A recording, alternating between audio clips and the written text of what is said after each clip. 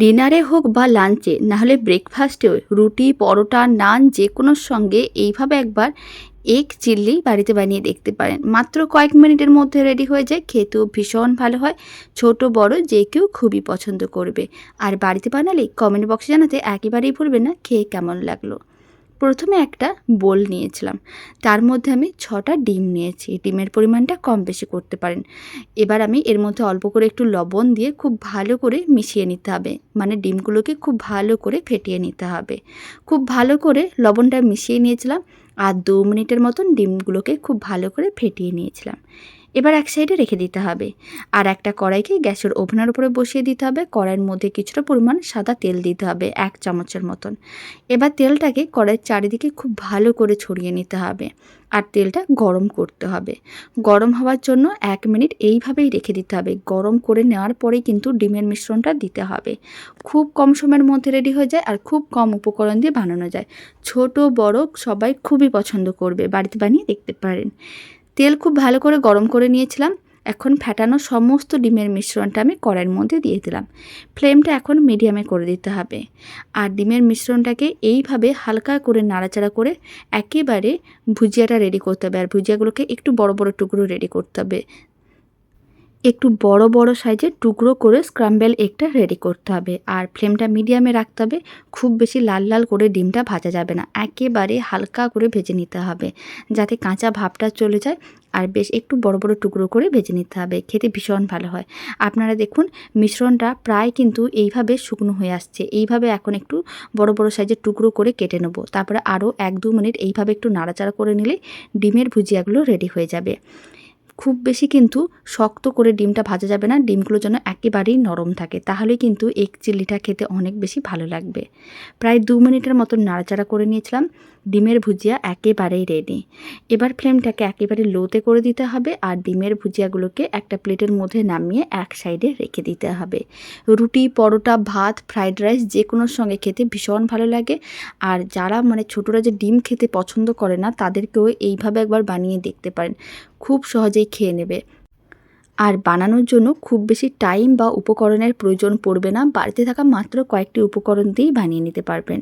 সমস্ত ডিমের ভুজিয়াগুলো একটা প্লেটে রেখে দিলাম আর ওই কড়াইয়ের মধ্যে দিয়ে দিচ্ছি আবারও কিছুটা পরিমাণ সাদা তেল। এখন তেলের পরিমাণটা আপনারা চাইলে কম বেশি করতে পারেন। এখানে আমি বড় চামচে 2 চামচের মতন তেল দিয়েছিলাম।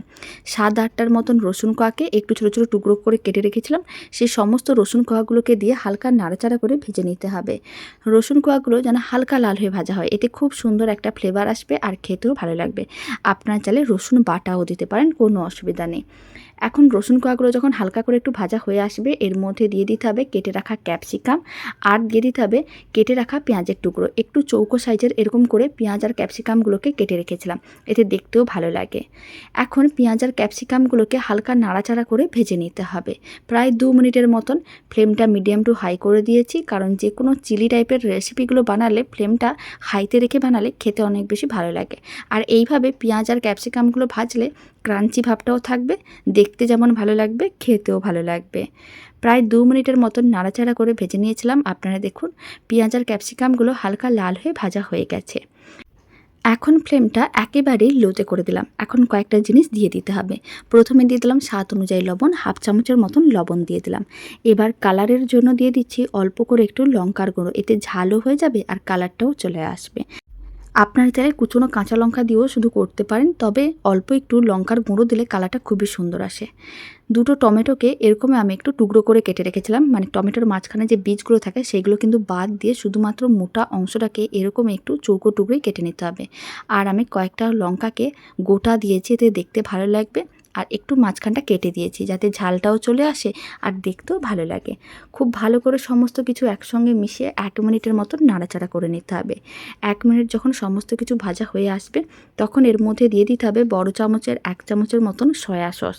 আর আমি দিয়ে দিচ্ছি বেশ কিছুটা পরিমাণ টমেটো কেচাপ। আপনারা যে কোনো ধরনের টমেটো কেচাপ বা সয়া সস ব্যবহার করতে পারেন। এখন অল্প করে একটু চিনি দিয়ে দিচ্ছি। যে কোনো চিলি টাইপের রেসিপিতে অল্প একটু চিনি দিলে খেতে বেশ ভালোই লাগে। আপনারা চাইলে দিতেও পারেন, নাও দিতে পারেন। এখন সমস্ত কিছু একসঙ্গে ভালো করে মিশিয়ে আবারও 1-2 মিনিট এইভাবে একটু নাড়াচাড়া করে নিতে হবে, যাতে সমস্ত কিছু যে সসগুলো দিয়েছি তার সঙ্গে ভাজা হয়ে যাবে আর খুব সুন্দর একটা সেন্ট বেরোনো শুরু করবে। পুরো বাড়িটা মোমো করবে, এত সুন্দর সেন্ট আসবে। প্রায় 2 মিনিটের মতো নাড়াচাড়া করে ভেজে নিয়েছিলাম।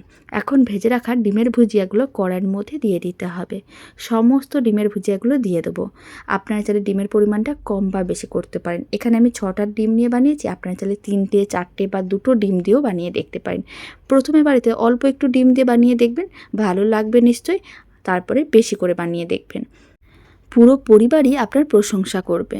খুব ভালো করে এইভাবে একটু মিশিয়ে নিয়েছিলাম। দারুণ স্বাদের কিন্তু রেসিপিটা একেবারেই রেডি। এইভাবে প্রায় 2 মিনিটের মতন একটু নাড়াচাড়া করে নিতে হবে, যাতে ডিমের ভুজিয়াগুলোর মধ্যে সমস্ত কিছু ভালো করে মিশে যায় আর ডিমের যে টুকরোগুলোর মধ্যে যেন সমস্ত যে স্বাদগুলো, ফ্লেভারগুলো আছে সেগুলো যেন চলে যায়। তাহলে কী হবে, খেতে অনেক বেশি ভালো লাগবে। দেখতে যেমন সুন্দর হয়, খেতে তার থেকে অনেক বেশি ভালো হয়। বাড়িতে অবশ্যই একদিন বানিয়ে দেখতে পারেন। ফ্রাইড রাইস বানিয়ে এইভাবে 5-6 মিনিটের মধ্যে এই রেসিপিটাও সাইড ডিশ হিসাবে বানিয়ে নিতে পারবেন। প্রায় 2-3 মিনিট নাড়াচাড়া করে নিয়েছিলাম। দারুণ স্বাদের চিলি এগ একেবারেই রেডি। এবার ফ্লেমটা অফ করে নিতে হবে আর একটা সার্ভিং বোলের মধ্যে সার্ভ করে নিতে হবে। রেসিপিটা শেষ পর্যন্ত দেখার জন্য অসংখ্য ধন্যবাদ। ভালো লেগে থাকলে আপনারা যদি ফেসবুক থেকে রেসিপিটা দেখছেন, পেজটিকে ফলো করে নেওয়ার অনুরোধ রইল। ইউটিউব থেকে দেখলে চ্যানেলটি সাবস্ক্রাইব করে নেওয়ার অনুরোধ রইল। পাশে থাকা বেল আইকনটি প্রেস করে নেবেন নতুন রেসিপির আপডেট সবার আগে পাওয়ার জন্য।